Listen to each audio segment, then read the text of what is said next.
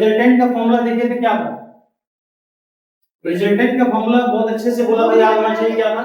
Root under a square plus b square plus 2ab cos 90 degree root under root r equal to under root a square plus b square plus 2ab cos theta. अलग angle पे अलग अलग value की general formula था under root a square plus b square plus 2ab cos theta. 0 degree पे value क्या थी? a plus b। 180 पे क्या था? a minus b। 90 पे क्या था? Under root a square plus b square. और उसमें भी बताया था जब a इक्वल टू b हो तो क्या हो जाता है? a रूट 2, यानी किसी भी एक मैग्नीट्यूड का रूट 2 टाइम्स मैग्नीट्यूड है। उसके बाद एक फॉर्मूला बताया था tan अल्फा का।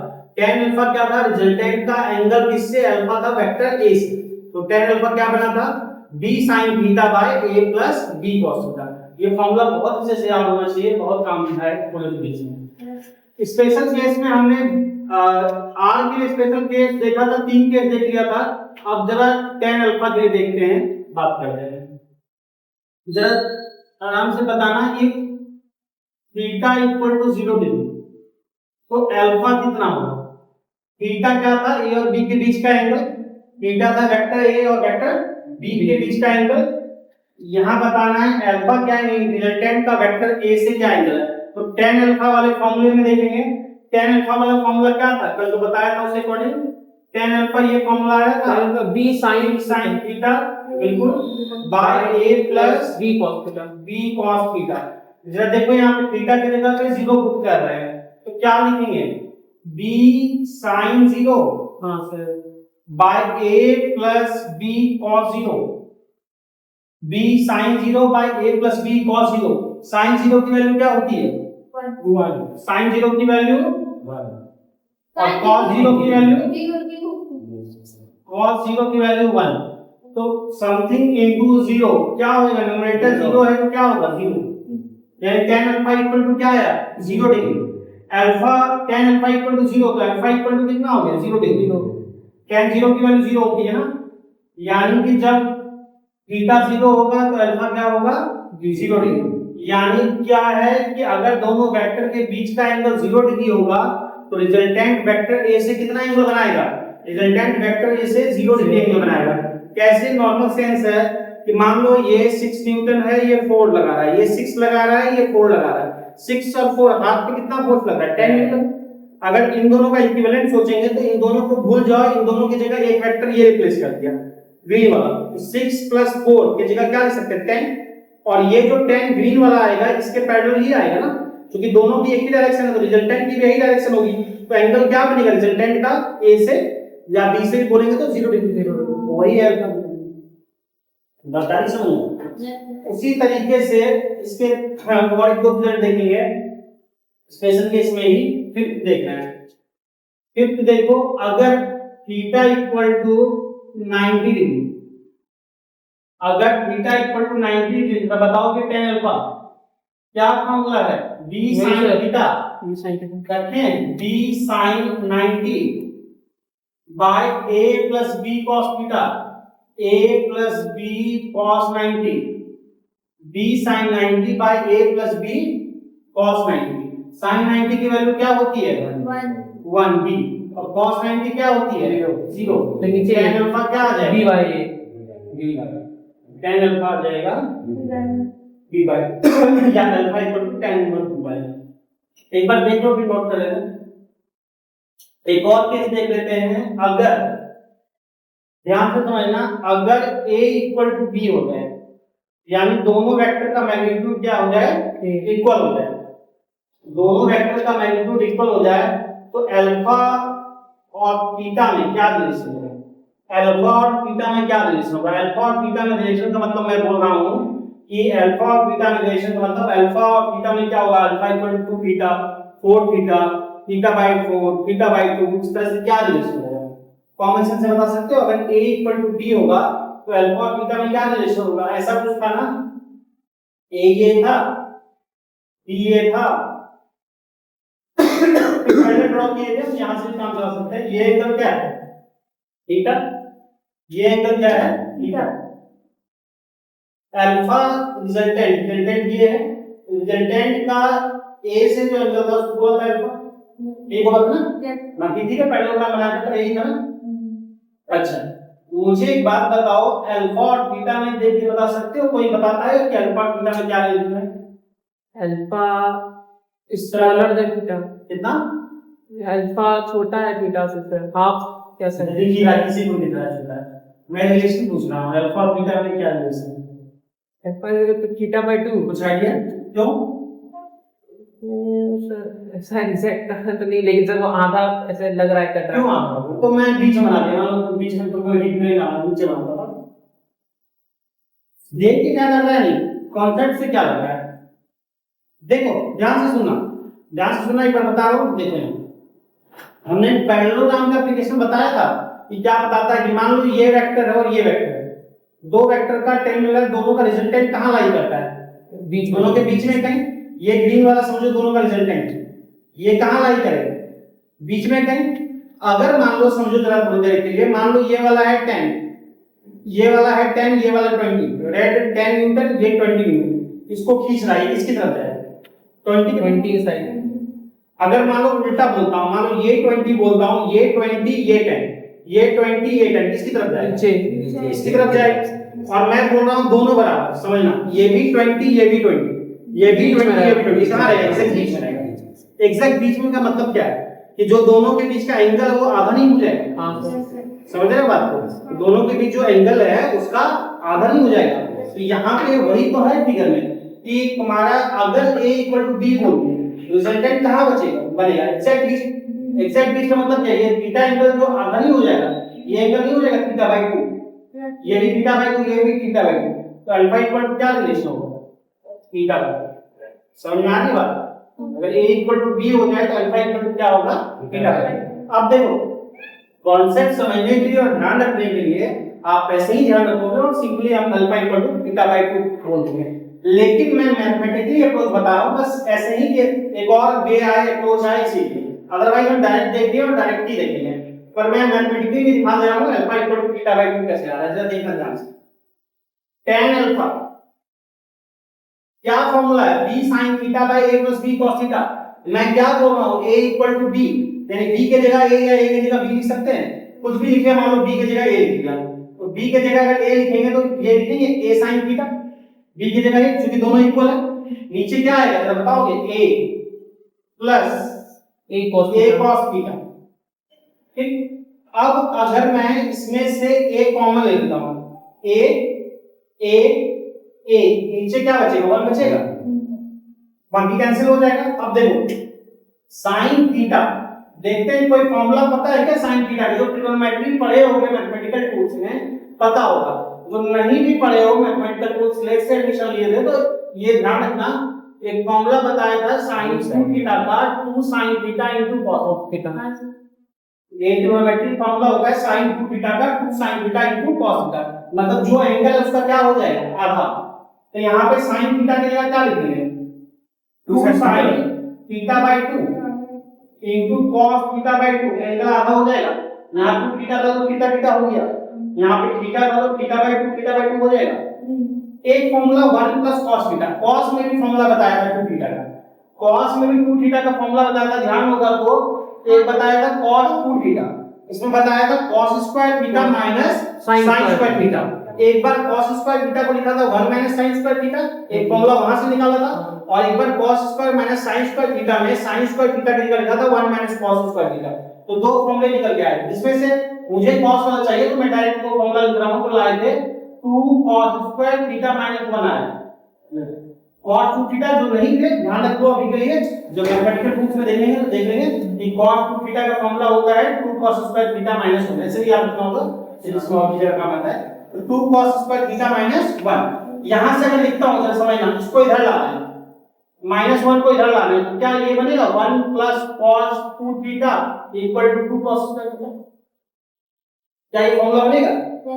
1 plus cos 2 theta equal to 2 cos square theta, यानी 1 प्लस cos का एंगल होगा तो 2 into cos स्क्वायर एंगल का आधा हो जाएगा। तो इसी तरह से वैसा ही है 1 प्लस cos थीटा। हां सर, 1 प्लस cos थीटा वहां देख के बताओ क्या लिखेंगे? 2 cos स्क्वायर एंगल का आधा बाय 2 होगा। थीटा बाय 2 होगा तो मैथमेटिकली देखोगे तो ये और ये कैंसिल हो जाएगा, cos थीटा बाय 2 से tan थीटा बाय 2, हाँ सर। एक कैंसिल हो जाएगा, 2 से 2 कैंसिल हो जाएगा, तो क्या बचा sin theta by 2 cos theta by 2, sin theta by 2 cos theta by 2 क्या होता है tan theta. tan alpha equal to क्या आ जाएगा tan theta by 2, tan alpha equal to tan theta by 2। अगर मैं दोनों को इक्वेट कर रहा हूं, दोनों को अगर इक्वेट कर रहा हूं इसका मतलब ये एंगल इसके बराबर होगा, तभी बोल सकते हैं, यानी अल्फा इक्वल टू क्या आया थीटा बाय 2। तो ये तो मैथमेटिकली आया, ऐसे जानने के लिए मैथमेटिकली तो ठीक है, अदरवाइज हम डायरेक्ट इसको याद रखना और ये भी जानोगे तो नुकसान नहीं। तो क्लियर हुआ ये तीन केस, तो इसको नोट करो।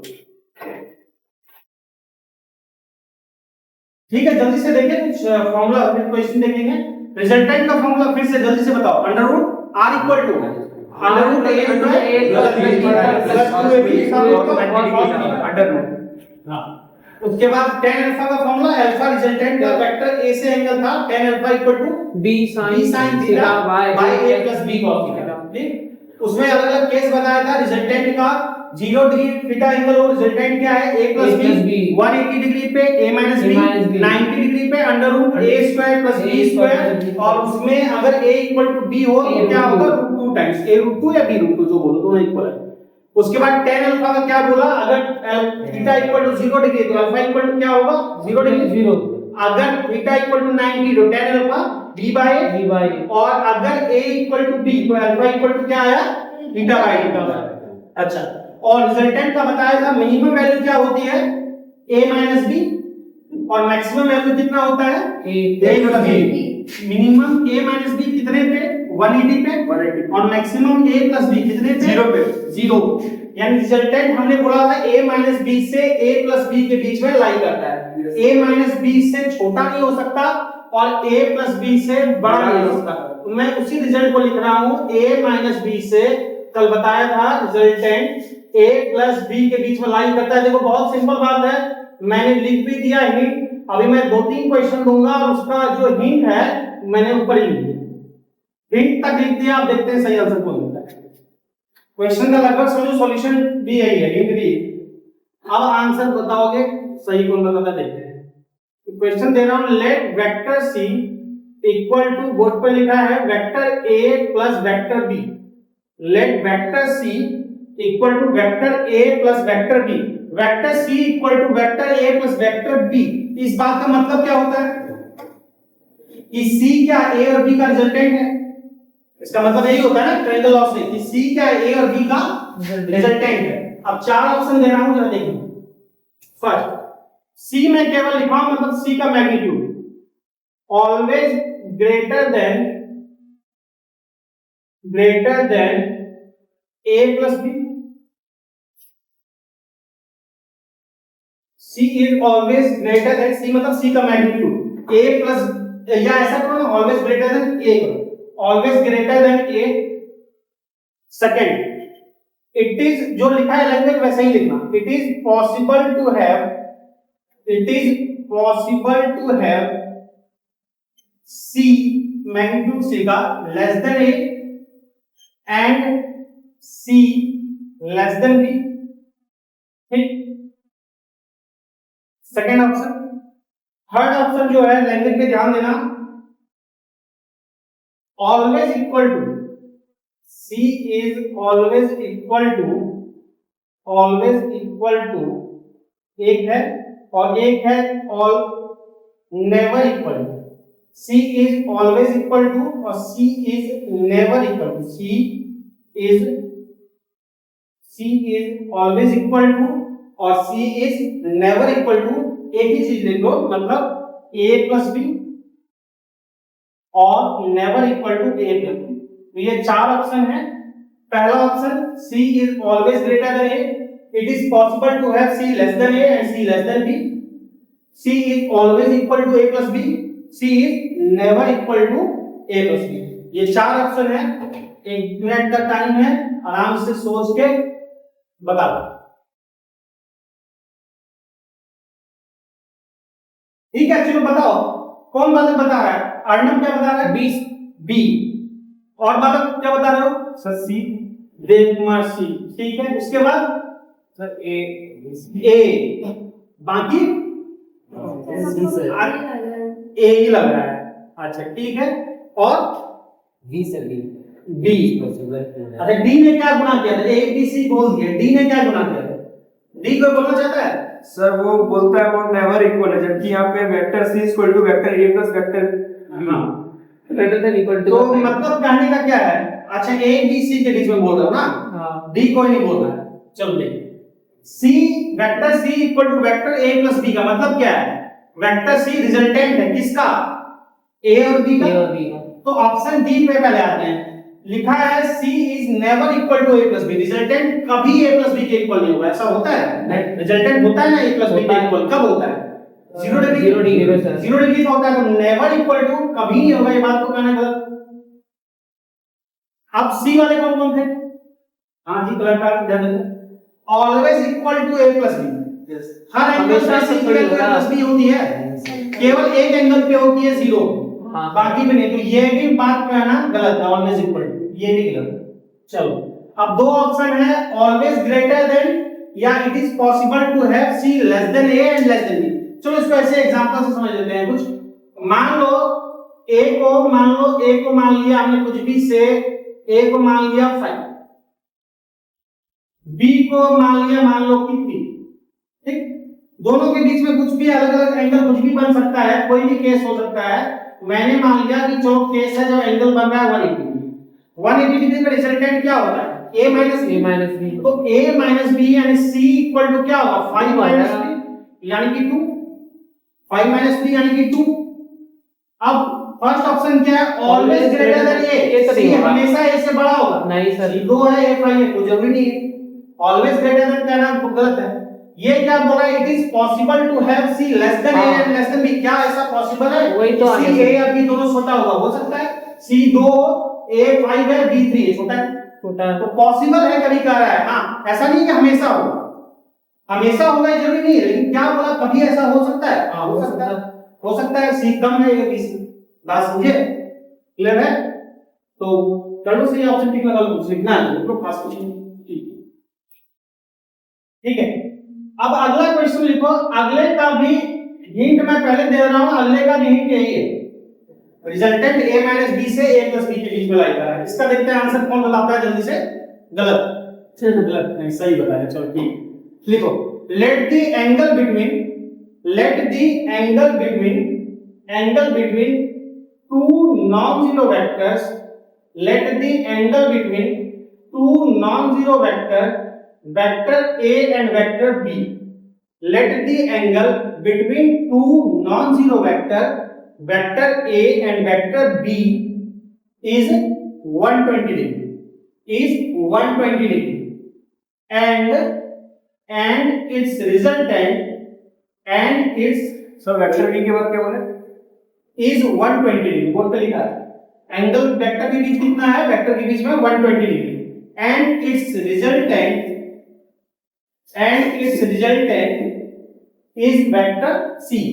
वेक्टर c क्या है? Resultant.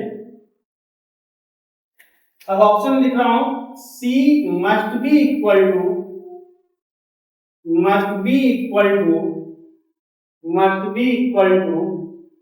a minus b, must be equal to a minus b। First option language पे ध्यान देना, must be equal to a minus b। C must be less than a minus b, ठीक? must be less than a minus b। Third option, C must be less than a minus b, उसके बाद C must be greater than a minus b,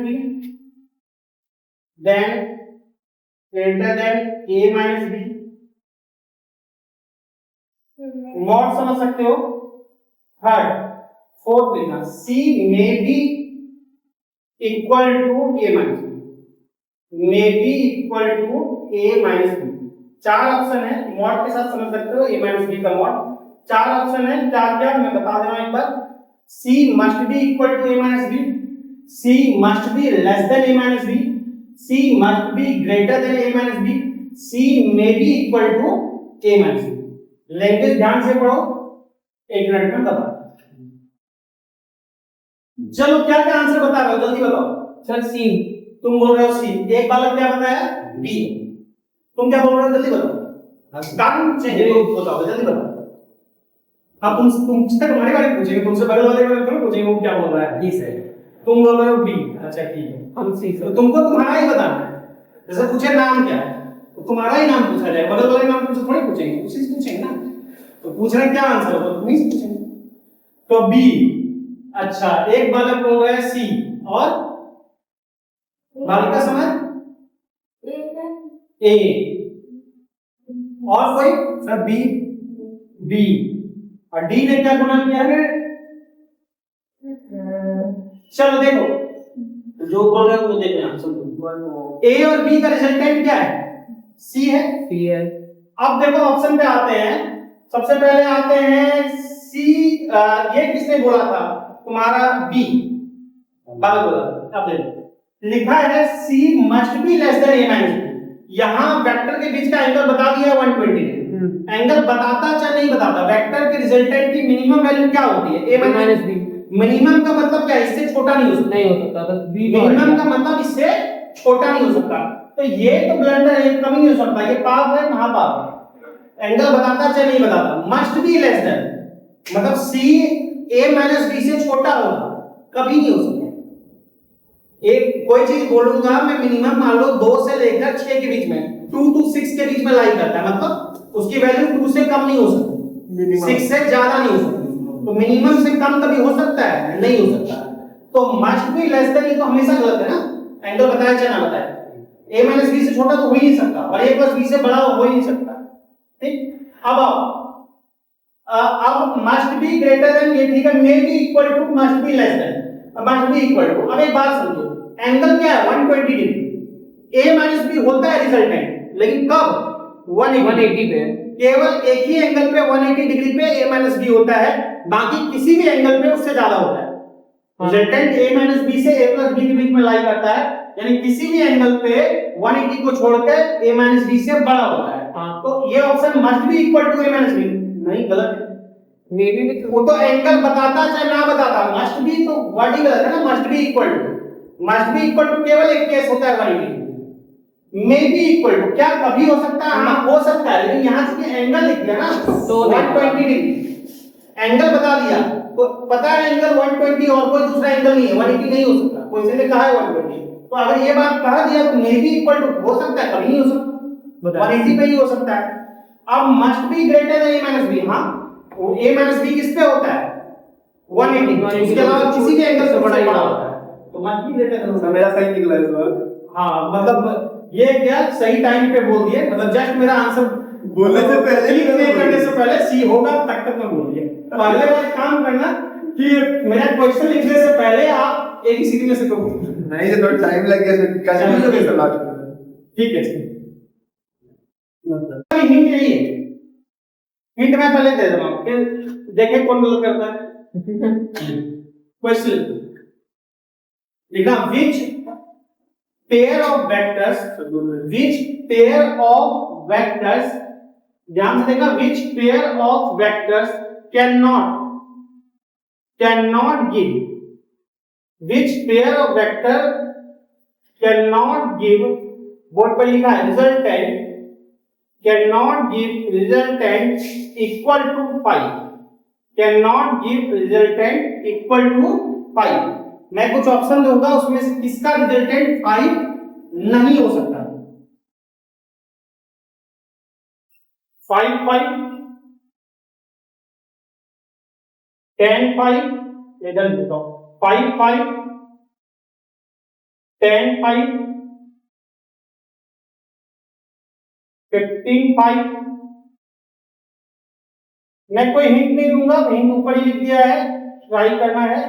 तो 4 option में से किसका resultant 5 नहीं हो सकता, 5 5 10 5 15 5 15 5 3 4। ठीक है, ये 4 ऑप्शन है, 5 5 10 5 15 5 3 4। एक दो मिनट का टाइम देखो कौन सा बोल रहे हो, डी। अच्छा ज्यादातर समाज बोल रहा है डी, तो देखते हैं। कैन नॉट गिव, ध्यान रखना, resultant equal to 5, can not give. Find resultant इनमें से किसका नहीं हो सकता। रिजल्टेंट का मतलब क्या है? रिजल्टेंट a माइनस बी से a प्लस बी के बीच में लाई करता है। a माइनस बी से छोटा नहीं हो सकता, a प्लस बी से बड़ा नहीं हो सकता। वही होगा a माइनस बी होगा, a प्लस बी होगा, या उसके बीच की कोई वैल्यू, यही होगा ना। तो मुझे एक बात बताओ, first option a minus B कितना होगा? a minus b 0 zero. a minus B करेंगे जीरो, a प्लस बी कितना? 10।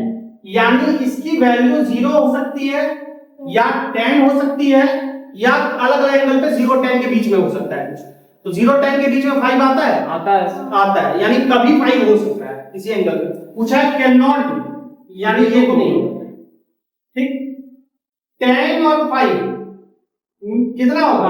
5 और 10 प्लस 5 क्या होगा? 15। a माइनस बी 5 से 15 के बीच में वैल्यू दे सकता है, 5 देगा? देगा कब? a माइनस बी, यानी कभी 5 दे सकता है। पूछा नहीं दे सकता, ये भी नहीं होगा। फिर आ जाओ डी वाले, 3 4 मॉड लेते हैं, बड़ा छोटा मतलब नहीं। 3 4 सब्ट्रैक्ट करेंगे क्या होगा? 1, और ऐड करेंगे तो क्या होगा? 7। 1 से 7 के बीच में 5 आ रहा है, हाँ आ रहा है ना, 1 से 7, यानी कभी किसी एंगल पे 5 दे सकता है। अच्छा 15 5 देखोगे, 15 माइनस 5 क्या होगा? 10, और 15 प्लस 5 क्या होगा? 20। तो मिनिमम वैल्यू क्या हो सकता है? 10, और मैक्सिमम 20। तो 10 से छोटा कोई वैल्यू कभी नहीं दे सकता। तो 10 से छोटा नहीं दे सकता, यानी 5 कभी देगा नहीं देगा। ऑप्शन क्या हो जाएगा? सी। समझे? वही a माइनस b से a प्लस b करते हैं। सब आसान क्वेश्चन है, बस जनरल कॉन्सेप्चुअल क्वेश्चन है, कुछ खास नहीं है, पर ठीक। अब एक लिखना अगला क्वेश्चन, इफ द, लिखना question, if the resultant of vector a and vector b, if the resultant of vector a and vector b makes an angle alpha and beta, makes an angle alpha and beta with vector a and vector b, alpha and beta with vector a and vector b respectively, alpha and beta with vector a and vector b respectively, ठीक, vector B respectively. तो इन चार option में से बताना है कौन सही है। कोई बताना लिखने से पहले, ऑप्शन देने से पहले। अल्फा लेफ्ट हैंड, ये क्या हो गया? गड़बड़ हो गया। अच्छा क्या बोलना है? चालू बोलना है? अच्छा और सही बात हो गई, गलत है। अच्छा कंडीशन है अल्फा लेस देन बीटा, कुछ नहीं लिखा है तो विदाउट कंडीशन हमेशा। इसमें लिखा है if a equals to b, इसमें लिखा है if a less than b, इसमें लिखा है a greater than b, और पहले वाले में कोई कंडीशन नहीं, मतलब हमेशा। तो जरा सोच लो आराम से, 2 मिनट का टाइम ले लो, बताओ इसमें।